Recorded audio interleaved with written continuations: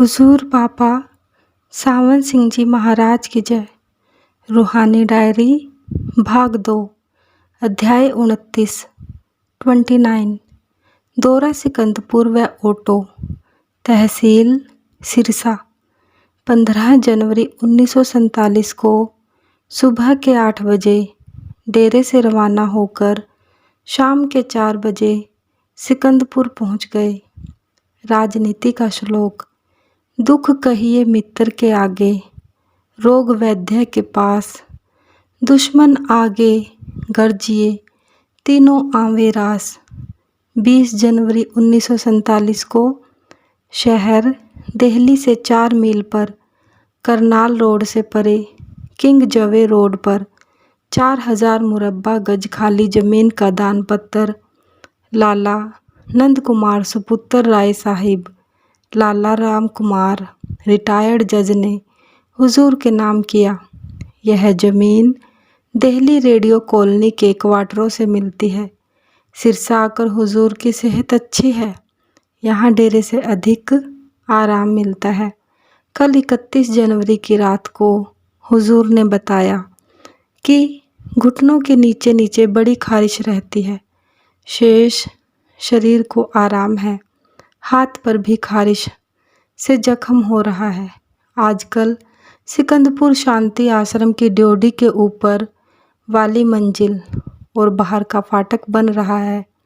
हुजूर छोटी छोटी चीज़ को भी बड़े ध्यान से दुरुस्त कराते हैं। 12 फरवरी को हुजूर थेहड़ी रसूलपुर बड़े भाई साहिब के यहाँ तशरीफ़ ले गए। उस दिन संक्रांति थी। वहाँ दोपहर को 1 घंटा सत्संग किया। सुजान कोटली के स्टेशन मास्टर भी मौजूद थे। उस दिन रात को शांति आश्रम सिकंदपुर में सत्संग हुआ। रात के 10 बजे के करीब 12 माह गुरु अर्जन साहिब का श्री गुरु ग्रंथ साहिब में से लिया गया। 18 फरवरी को हुजूर खारिश के इलाज के लिए टीके लगवाने सिरसा गए। 14 फरवरी 1947 एक प्रेमी ने जो सवाल चिट्ठी द्वारा किए और उसको जवाब दिए गए नीचे लिखे जाते हैं। सवाल: सत्संगी या बेसत्संगी की प्रेम भाव से मुफ्त दी हुई कोई चीज़ स्वीकारनी चाहिए या नहीं? जवाब: सत्संगियों का हिसाब सतगुरु के हाथ में रहता है, मगर बेसत्संगी का देना पड़ेगा।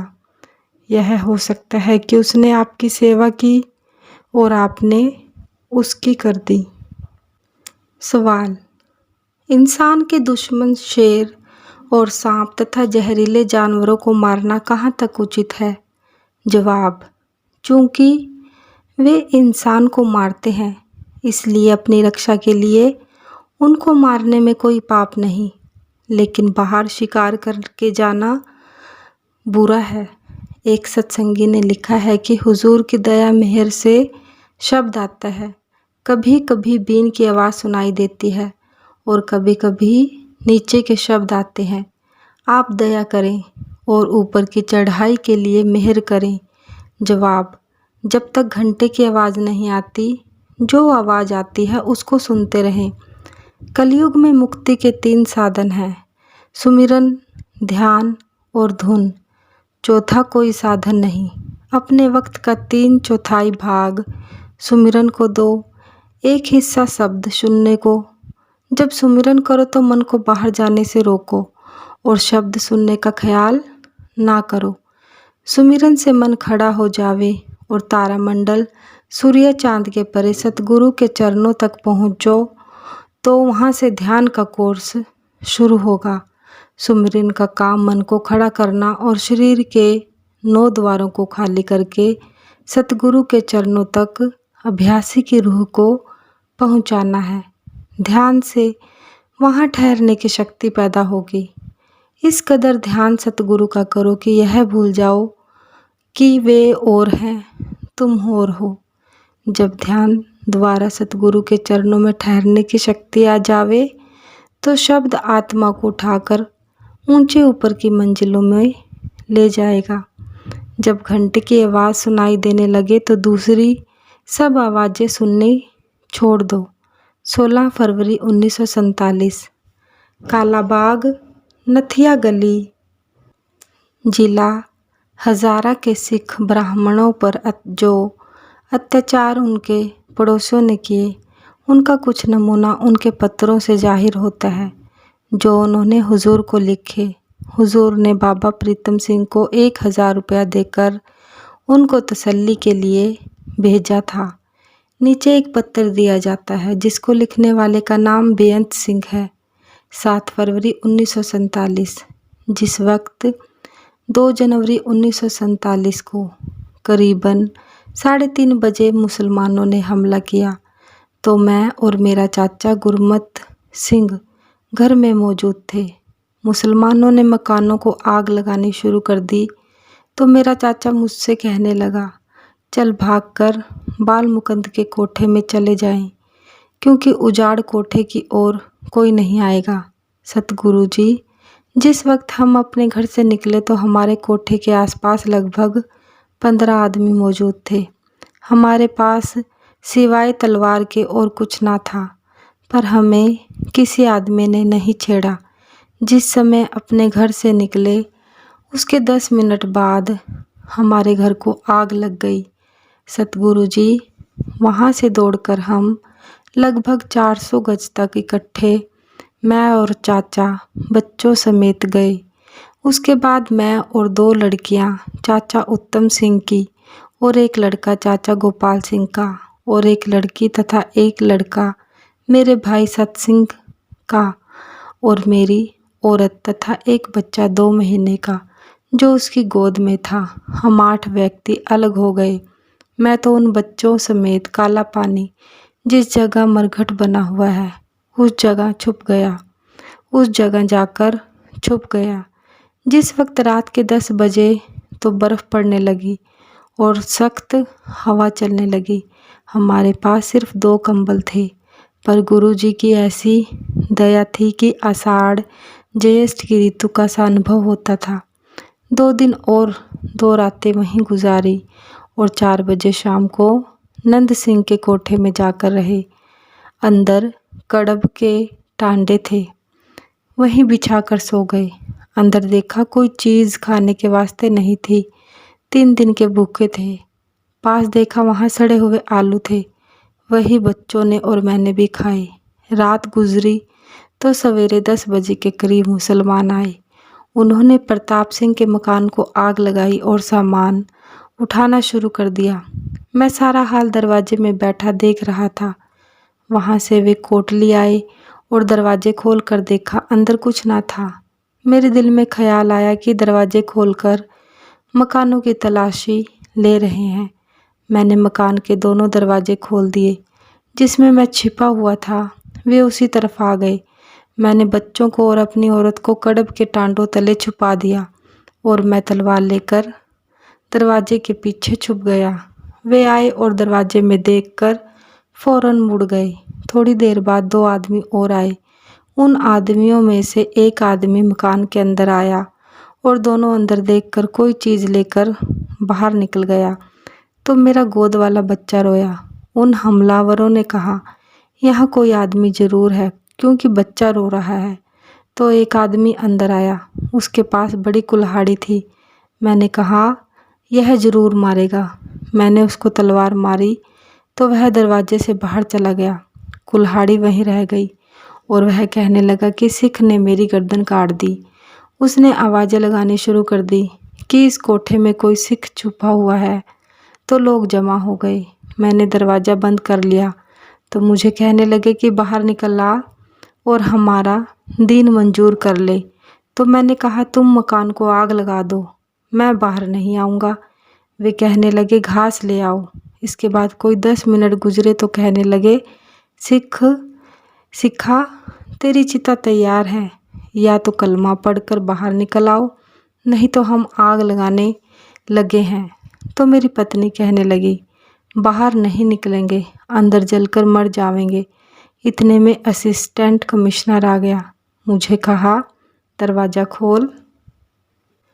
दोहरा ऑटो तहसील सिरसा 16 फरवरी इतवार को ऑटो तहसील सिरसा से आगे, जहाँ की भैणी साहिब के नामधारियों ने 2 गांव बनियों से खरीदे और जहाँ उन्होंने श्री गुरु ग्रंथ साहिब का अखंड पाठ का भोग रखा हुआ था, जाने के लिए सुबह 8 बजे कार में रवाना हुए। सिरसा में आकर सरदार चरण सिंह साहिबजादे, सरदार बंचित सिंह व सरदार हरबंस सिंह हमारे साथ हो गए। बहुत सी संगत एक ट्रक में हमको सिरसा मिली, जिसमें इस कदर लोग थे कि सबको खड़े होने की जगह ही मिली। रास्ते में सिरसा से जरा परे कार का तेल बंद हो गया। फिर जब कार को दुरुस्त करके ऑटो में से कुछ मील परे पहुंचे तो फिर कार और भी अधिक खराब हो गई। उसको दुरुस्त करने में बहुत समय लगा। इस समय में mister Nalwa, deputy superintendent, police अपने बाल बच्चों समेत कार में आ गए। चूँकि हमारी कार के जल्दी दुरुस्त होने की आशा न थी, इसलिए उसकी कार को सिरसा ले जाकर वहाँ से ट्रक ले आए, मगर जल्दी ही हमारी कार दुरुस्त हो गई और हम आगे चल पड़े। ऑटो जिला हिसार का मशहूर सैर का स्थान है, जो कि सिरसा से 11 मील परे है। सड़क पक्की है मगर कच्ची जैसी। ऑटो वह जगह है जहाँ दरियाए घग्गर, जिसको यहाँ के लोग नाली कहते हैं, बरसात के दिनों में बाढ़ का पानी 2 बरसाती नहरों को देता है। आजकल ये नहरें बिल्कुल शुष्क हैं, मगर बरसात में दरिया में काफ़ी पानी शिमला व कालका की ओर से आता है। उसको रोकने के लिए इस नदी के दोनों किनारों को 4-5 मील तक पुश्ते बांधकर मजबूत और ऊंचा किया गया है, ताकि बाढ़ का पानी दरिया से बाहर ना फैले। उन दोनों किनारों के बीच जमीन नीची है। दरिया के आर पार एक पुल बांधा है, जिसको बतौर हेड नहर के प्रयोग में लाया जाता है। तख्तों के द्वारा दोनों नहरों में दरिया का पानी भेज दिया जाता है और कुछ दरिया में जाने दिया जाता है। 15 अक्टूबर तक इन नहरों में पानी रहता है और उससे फसल रबी और खरीफ की प्राप्त की जाती है। ये नहरें रियासत बीकानेर तक जाती हैं। दरिया दोनों के बीच बहता है। आजकल बहुत थोड़ा पानी है। धान की फसल सावनी में और हाड़ी में गेहूँ, सरसों और चने हो जाते हैं। यह इलाका पहले सारा बंजर और वीरान होता होगा, क्योंकि अब भी इसमें बहुत सारी ज़मीन वीरान पड़ी है। नहर के दोनों ओर झंड और करीर खड़ी है। ऑटो का दृश्य बरसात के मौसम में देखने योग्य होता होगा। कहते हैं कि उस वक्त लोग यहाँ शिकार खेलने आते हैं। मछली, सूअर, हिरन का शिकार होता है और लोग छोटी छोटी नावों में बैठकर दरिया की सैर का आनंद लेते हैं। हमारा रास्ता दाएं हाथ को नहर की पटरी के बराबर 13 मील तक गया। फिर वहाँ से पुल पर से बाएं हाथ को मुड़कर आगे मंजिल आ गई। वहाँ सैकड़ों बागड़ी, नामधारी, हिंदू, मुसलमान, सिख मौजूद थे। यहाँ से रेलवे स्टेशन ऐलनाबाद, जो कि भटिंडा से हनुमानगढ़ को जाने वाली लाइन पर है, 3 मील होगा और पास ही मिर्ज़ापुर एक हरा भरा गांव है, जो कि मियाँ मीर के पीर की मलकियत है। बहुत सी ज़मीन बंजर पड़ी है। सुना है नामधारी लोगों ने ये दोनों गांव 30 लाख रुपए में खरीदे, जिसमें कहते हैं 500 मुरब्बा ज़मीन है। यहाँ उनका विचार नामधारी कॉलोनी बनाने का है। उनके सेवकों की संख्या कहते हैं 4-5 लाख होगी और ये लोग खुशहाल भी हैं। उनके लिए ज़मीन काफ़ी नहीं। वहाँ पहुंचकर हुजूर महाराज जी को एक छोटे से कमरे में पलंग पर जगह दी गई। हम लोग नीचे चटाई पर बैठ गए। 11 बजे भोग पड़ना था। थोड़ी देर बाद वहाँ चले गए। देखा एक कमरे में कई श्री गुरु ग्रंथ साहिब खुले हुए हैं, जो कि पाठी लोग पढ़ रहे हैं ताकि समय पर समाप्ति हो जावे। लाउड स्पीकर लगा है, जिससे उनके पढ़ने की आवाज़ आंगन से बाहर तक जाती है। मेला सा दिखाई देता है। इस कमरे के दरवाजे के आर पार लकड़ी का डंडा लगा है ताकि सिवाय पाठी लोगों के और कोई अंदर ना जावे। लोग डंडे तक आकर श्री गुरु ग्रंथ साहिब को मत्था टेकते हैं और चढ़ावा चढ़ाते हैं। कोठे के बाहर बरामदे में नामधारी गुरु हुजूर व कई विशेष व्यक्तियों के साथ विराजमान हैं। बरामदे के बाहर मैदान में संगत बैठी है। बिल्कुल सामने हवन हो रहा है। फिर भोग के शब्द शुरू हुए और ख़त्म होने के बाद अरदासा किया गया, जिसमें सिखों के 10 गुरुओं के अतिरिक्त 2 गुरु साहिबान बाबा करम सिंह व बाबा हरि सिंह का नाम भी शामिल किया गया। प्रार्थना में रूहानी और राजनैतिक उन्नति व देश की आज़ादी मांगी गई। एक अजीब बात यह देखी कि अरदासे में एक व्यक्ति के औलाद यानी लड़का होने की भी प्रार्थना की गई। इसके बाद कुछ नामधारियों ने भाषण दिए। भाषणों के बाद 10 मिनट के लिए हारमोनियम और तबले पर 2 लड़कों ने सोही राग का शब्द गाया, चित चरण कमल संग जोड़िए। नामधारियों का पहनावा सफ़ेद पगड़ी बांधने का ढंग पुराने खत्री लोगों जैसा, गले में सफ़ेद माला या हाथ में सफ़ेद माला या गड़वी और डोरी होती है। ये लोग बड़े शक्तिशाली और लंबे कद के होते हैं। पवित्र जीवन और वर्णात्मक नाम के सुमिरन पर जोर देते हैं, धुनात्मक नाम की खबर नहीं।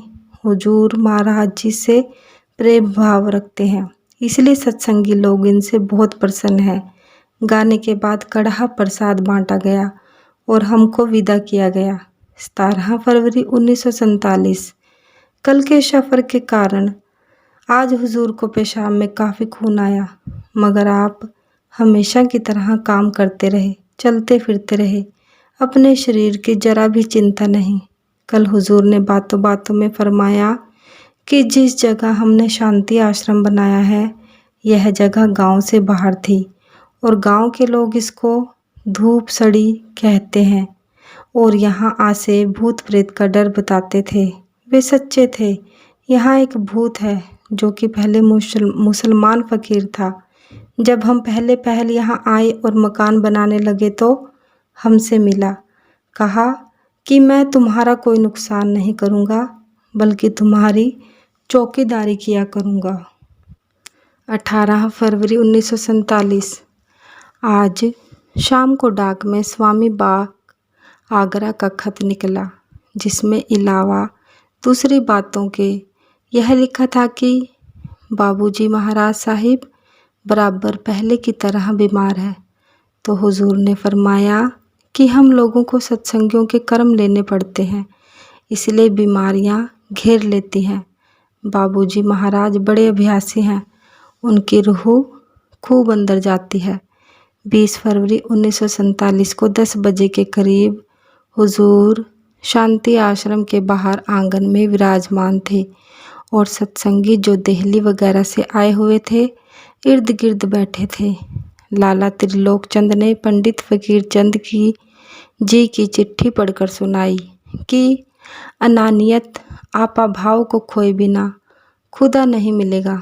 हुजूर ने फरमाया, बेशक ता तुई के यार गर्दद यारे तू न बाशी यार बाशद यारे तू, अर्थात जब तक तू अहम का नाश ना करेगा वह तुम्हारा यार सखा नहीं बनेगा, परंतु जब तेरे अंदर से है अहम का नाश हो जाएगा वह तुम्हारा यार सखा बन जाएगा। पंडित जी ने आगे लिखा था कि विचार कर सच्चे की तलाश करो। लाला त्रिलोक चंद ने बताया कि लोग चाहते थे कि पंडित जी महर्षि शिव व्रतलाल की जगह उनकी गद्दी पर विराजमान हो। जब पंडित जी वहाँ गए तो उनके वारिसों ने कहा कि हम गद्दी के अधिकारी हैं। हुजूर ने फरमाया कि गद्दियों में क्या रखा है, यह तो सेवा का रास्ता है। जब हुजूर बाबा जी महाराज ज्योति ज्योत समाए तो मैं आगरा गया। वहाँ स्वामी जी के छोटे भाई सेठ प्रताप सिंह जी स्वामी बाग में स्वामी जी की जगह गद्दी नशीन थे। हुजूर चाचा जी महाराज का बाबा जी महाराज से बड़ा प्रेम था। जब बाबा जी तशरीफ़ ले जाते तो वे उनके आदर के लिए उठ खड़े हो जाते, क्योंकि वे बाबा जी को बड़ी भारी कमाई वाला महात्मा ख्याल करते थे। आगरा जाकर मैं जब चाचा जी महाराज जी की सेवा में हाजिर हुआ तो उन्होंने पूछा कि अब भाई साहब की जगह ब्यास में कौन काम करता है, वे किसको नाम देने के वास्ते हुक्म दे गए हैं। मेरे साथियों ने कहा कि बाबा जी तो इनको हुक्म दे गए हैं, मगर ये नाम नहीं देते। उन्होंने पूछा क्यों? मैंने अर्ज की कि मेरे में इतनी शक्ति नहीं, आप अपना कोई साधु यहाँ से भेज दें, वह नाम दिया करे। चाचा जी ने फरमाया कि तुमको नाम देना पड़ेगा, हम जिम्मेदार होते हैं, स्वामी जी महाराज जिम्मेदार होंगे। तो मैंने जवाब दिया कि मैं नाई की तरह आपका संदेश लोगों को दे दिया करूँगा। यह काम ऐसा नहीं कि कोई यह बोझ प्रसन्नतापूर्वक ले ले। महात्मा मजबूर होकर यह काम करते हैं। 23 फरवरी 1947। आजकल कमाद की बिजाई हो रही है। खांड का बनना कई दिन से बंद हो चुका है। आज सिरसा में सत्संग हुआ। दिल्ली से सरदार बचित्तर सिंह व उसकी धर्मपत्नी व एसडीओ सिरसा सब मौजूद थे। काफ़ी भीड़ भाड़ थी। श्री गुरु ग्रंथ साहिब में से पाठ पढ़ियो और वेद विचारियो लिया गया, क्योंकि इसमें संत मत का बुनियादी नियम यानी हरि कीर्तन का एक ही साधन बताया गया है। आजकल बहुत सी चिट्ठियाँ सत्संगियों की आती हैं कि हमारा पर्दा खोल दो, दया करो।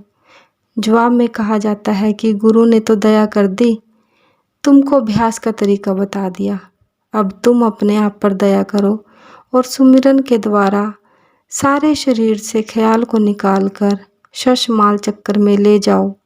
आगे सतगुरु के नूरानी स्वरूप के चरणों में पहुँचो। यह सेवक का धर्म है। तुम हमारी आँखों से नहीं देख सकते, तुम अपनी अंदर की आँख खोलो, यह तुम्हारा अपना काम है। स्वर्गीय राय साहिब लाला हरनारायण नारायण का एक लतीफ़ा याद आ गया। जब उनसे कोई किताब पढ़ने के लिए मांगता तो फरमाया करते, किताब बदहम मगर बसह शर्त के जोक संदूक व तबल चेह नसाजी। एक हिंदी की चिट्ठी जो देवास से आई है, उसका निम्नलिखित भाग पढ़ने योग्य है।